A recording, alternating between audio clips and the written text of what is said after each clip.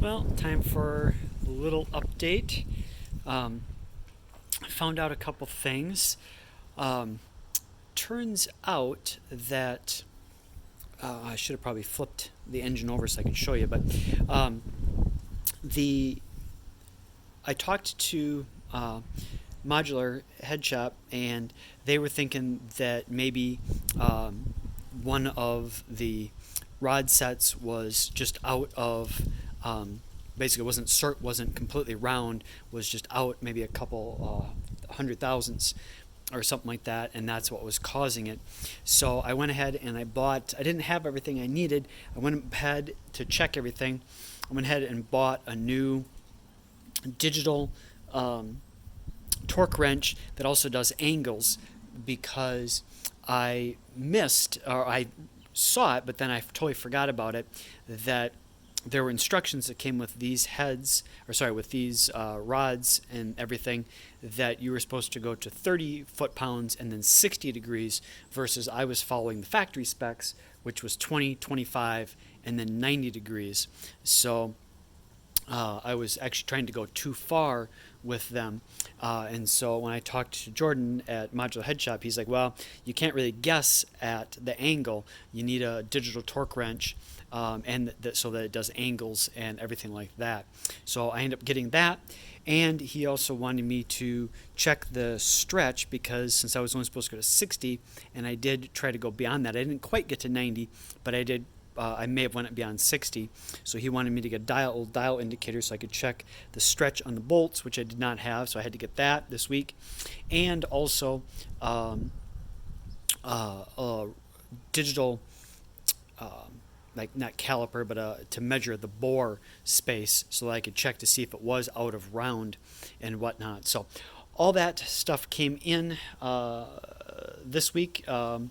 When I got from the torque wrench I got from Harbor Freight, and their stuff I ordered off Amazon, came in, and I measured, and yes, indeed, it was actually a little bit small, and I must have went over the 60 foot-pounds, because the stretch in the bolts was beyond the 006 to 0064 that was came with the sheet from Molar. So I'm going to have to get new ARP rod bolts, so because they're stretched a little bit too much, and then they could potentially break, because they're stretched too much. They may be near the breaking point if you were to put stress on them. So I got to get those ordered and hopefully get them in this week so I can start working on this next weekend. And so I was getting everything prepped and ready, because like I said, the bore and the rod around the end around the crank was too small, so I thought that's what the problem was. But then I noticed on the rod, and I didn't know this, so just kind of FYI, on the end of the rod, there is stamped in there a number, and then on the part that you pull off that is going around the crank, there's also another number, and they need to match. Well, it looks like somehow, I don't know whether when Modular Head Shop was balancing everything and they were taking it apart, or whether I was doing it and I accidentally, I don't know how I would have, but maybe, or it could have come that way from Molar when they were putting everything together. But basically, two of them, the rod and the rod cap, were not matching, and it appears that they need to match. So when I found the one that was not like that, interestingly enough, that one didn't seem to have any problems, but this one did. So there must have been just a little bit more of a difference in this one. So when I put those together, so everything matched, so I swapped the two.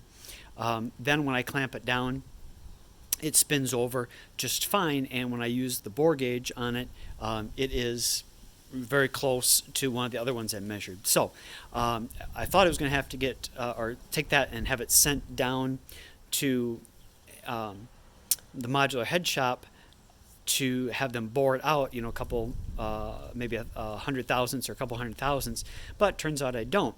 However, I did stretch the bolts, so I am going to have to get new bolts. So I looked up, and Molar actually is in Grand Rapids, Michigan. So I think I might just try and call them directly and see if they sell to end users instead of going through the modular head shop, because they're in Florida. So instead of having shipped to Florida and then shipped here, maybe I can get them a little bit quicker and get them yet this week if I just call Modular or Molar directly and see if they will sell to me. If they won't, then I'll call the head shop and see if they can get them coming. Maybe they can have them just drop shipped directly to me. So that's where we are with that. So a little bit of bad news, but a little bit of good news that I don't have to send that. I just need new bolts. And I was trying so hard to make sure that I did it right this time and didn't have any problems that I saw that document when I opened up the rods. But then I set it aside and totally forgot about it when I went to put them in a couple weeks later, and I was just going off the book. So I just got to make sure with the aftermarket stuff, I'm following the aftermarket instructions, not the book per se. So we're looking not as bad there, but we've got to get new bolts. Not great, probably a couple $100 there, but I guess it could have been worse. So that, and on the good news, the car is back. So it got done from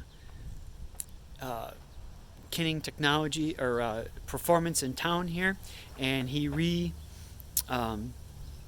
resprayed it and redid everything. He found some little spots that weren't the greatest. He thinks the car may have actually been in somewhat of an accident, or at least a light accident, not any major frame damage or whatnot, because back here he found some just kind of little oddities, almost like little dings and stuff like that.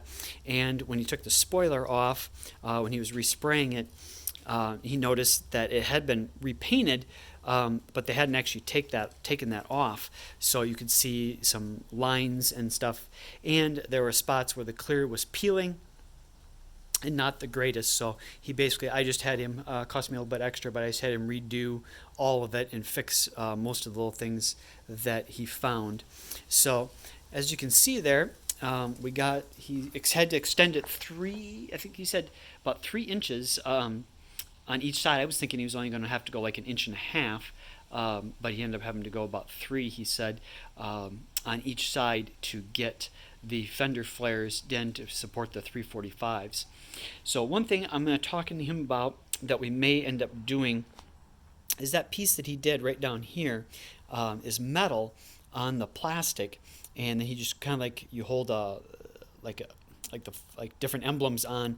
He basically has a little piece that kind of sticks out, or 2 prongs that stick in the plastic that he drilled in, but then so it didn't kind of move, he used double-sided sticky tape there.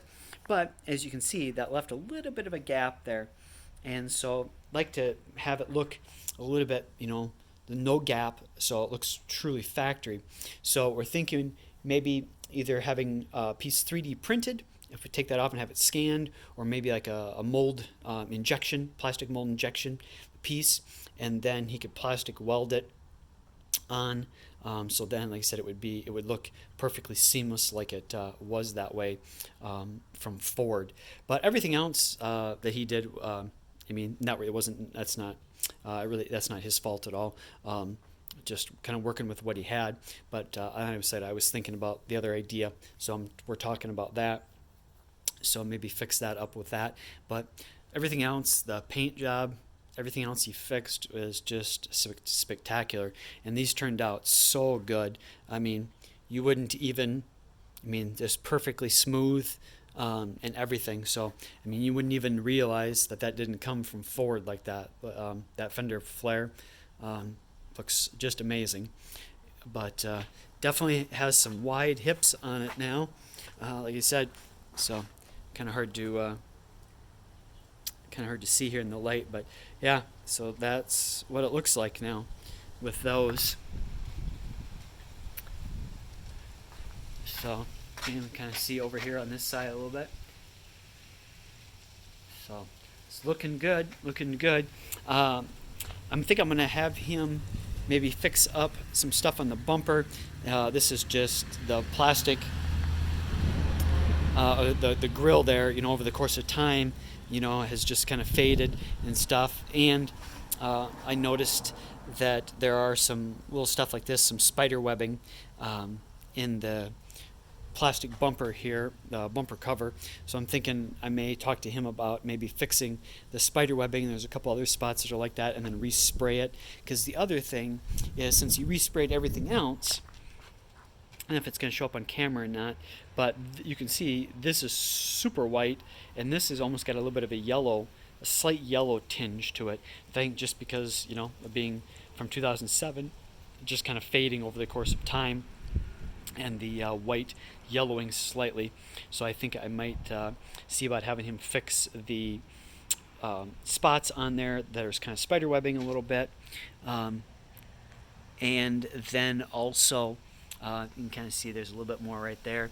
Then also get it sprayed now. I was thinking maybe next winter or something like that, but you know what? I think I'm just gonna have it done now, so that way it all, during the summertime, it's out in the sun, kind of all, not really fades per se, but it all does it together versus waiting a year, and then there might be a slight difference in the white. And obviously he's got everything, so it should be out of the same containers and everything, so it should match pretty well. But there we are, and it is done and looking good.